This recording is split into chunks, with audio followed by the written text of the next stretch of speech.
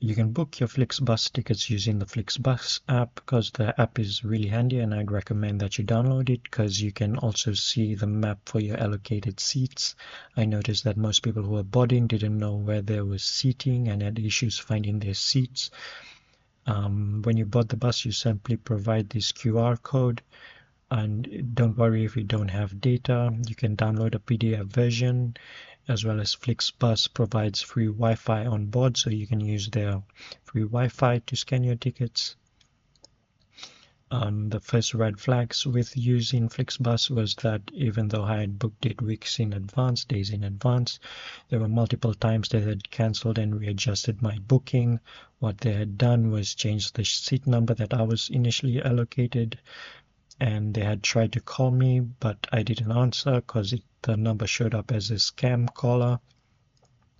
But then I got this email confirmation saying that they had readjusted my ticket and provided the boarding passes that were required. I did some research when this happened, and a lot of flags showed up online that Flixbus was a scam. So if this happens to you, I wouldn't worry about it because I guess that this is a common issue. So you can board the bus at Melbourne Southern Cross Station in the basement level for the bus bays and coach bays.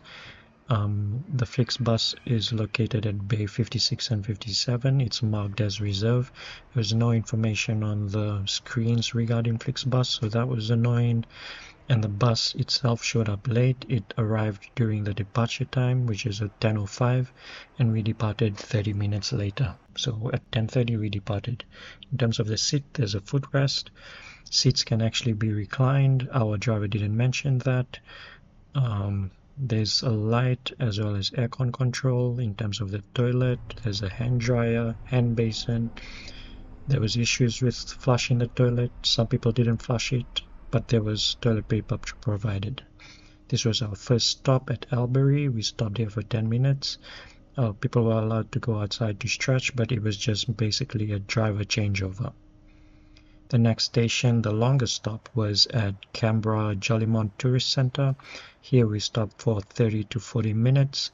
There's a cafe, a convenience store, as well as public toilets within the facility.